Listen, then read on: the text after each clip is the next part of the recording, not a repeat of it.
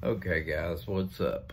Since it is still October, I was gonna go with another horror movie, which is my favorite genre of horror movies, or movies anyways, is horror movies. But this one's a sci-fi horror cult classic from 1979. It's called Phantasm by Don Corsorelli. He actually directed one other movie before this, I believe it was one. It's called Kenny and Company, which is a clever little comedy. Well, anyway, the lead in that movie was a kid named Michael A. What is his name? Baldwin. Michael A. Baldwin. And he went on to star in this one, Phantasm. Well, anyway, this is about a family. You know, it's three brothers. Their parents have died. Well, the older brother at the beginning of the show, he decides to, he's at a bar and he meets this chick and they decide to make out in the graveyard, which might not be the best place because she ends up having something to do with his death. Let's just say that. But they think he has committed suicide, his brothers and his best friend, their best friend. Well, the younger brother, who's also in Kenny and Company, he decides to, you know, he snoops around. He's really nosy. He has a motorcycle. He rides around. But he also runs around and sneaks and listens and eavesdrops and talks to him, psychic medium and different things like this. Well, he's scared. He ends up seeing some weird things. And one of them just happens to be the Tall Man, which is the character's name, the enemy, the evil one on this show. Well, anyways, he could have supernatural powers. We find out. He has sinister means anyways. He he has like all these little dwarves in robes, brown robes, as slaves. You find out later. His minions, as it were. But he is scary, man. He scared me to death as a child. You know, I couldn't go to the bathroom or look in closets or be in small spaces without thinking of him. And he always was after our hero.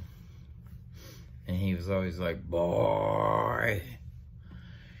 And anyways, this movie set up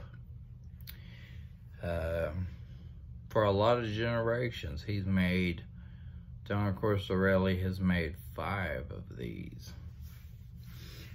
I was trying to remember their names. I know the second one, it took them like 10 years. So this one came out in 78. The second one came out in 88. Third one, which I believe is called Lord of the Dead, I believe it came out in 93. And then Oblivion, which is 4, came out in 98. And then they just put out Ravager within the last, I'm gonna say 5 to 6 years. The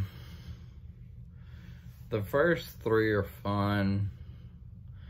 The 4th one kind of makes no sense.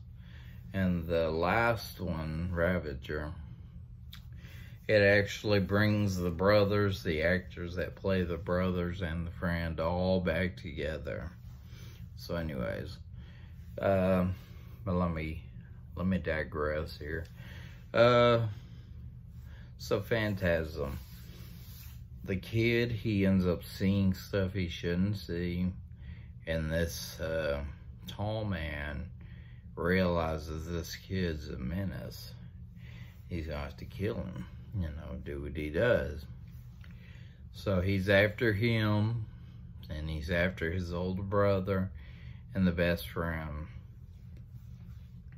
And the best friend is played by Reggie Bannister, and that will resonate with anyone who loves horror or B-title movie sci-fi, because he has made a career out of this. And most of his movies are low-budget affairs, but there's been some good ones. And Don Corsorelli, he's gone on to... He made Bubba Hotep, for anyone who knows that. Stars Bruce Campbell. They're supposedly working on a sequel. And that was actually written by a guy who lives here in East Texas, or lived here in East Texas. I forget his name, but he has since passed on. But, yeah. He went on to make, like, Survival Quest and Beastmaster and quite a few others. And he has been labeled a master of horror. So, if you're not aware of him, if you want to check him out, I'm sure you can find him. Lots of his titles out there. But this is his main bread and butter. Well, anyways, Angus Scrimm plays the tall man. And he has been working this guy for a lot of years. Angus Scrimm is actually his actor name. I forget his real name. But he said in an interview before, because I was like, that can't be a real name, right? So I looked him up, and I guess whenever he chose Angus Scrimm, he chose it because he didn't want his acting coach or whatever to know he was going to be in this low-budget movie called Phantasm. So he chose Angus Scrimm, and lo and behold, he's had to use it his entire career, which is mostly horror and sci-fi movies anyway. So, but he ended up passing away after the last movie was filmed, so he won't be in any movies that are coming. And I'm sure there's more. Because he has gone on to play this character for a lot of years, like I said. But anyway, this thing literally scared me to death. I was spending the night at my aunt's house, and she wasn't the nicest person, but I loved her. But God, she let us watch this. And I guess we were watching it, and myself mainly. I won't say my brothers, but I think it scared them too. But for me, this movie messed me up. And it just happened to be nighttime when I was watching this, waiting on my parents to pick us up. And then I was told, go ahead and go get in the car and wait for us after my parents arrived. And I was like, I can't go alone, Well, I did anyways, because I had to. And I was terrified sitting in that car. I thought, Angus Scrimm's gonna pop out at any moment. But I didn't know him as Angus Scrimm back then when I was like 8. I knew him as a tall man. And like I said, I couldn't go to the bathroom or look in closets or be in short, small spaces without thinking he's in there. But, yeah, this dude scared me to death, which actually gave me a newfound respect for him. When I became a teenager, I was like, that guy's great, what acting ability, Well, anyways, for anyone who's never seen them, they're kind of weird. they kind of don't ever come together, you know, like there's plot holes and things like that, and there's silly things, but it's still worth it to watch them, you know, the ride is worth it. In my opinion, the first 3 are the best. Even though they changed the main character, Michael A. Baldwin, they switched him with James LeGros for whatever reason in the sequel. That happened 10 years later, but Reggie Bannister was there, and so was Reggie Bannister and Angus Scrimm. They were there. They kept this thing going, kept it amusing. It's a comedy also, if you can say that.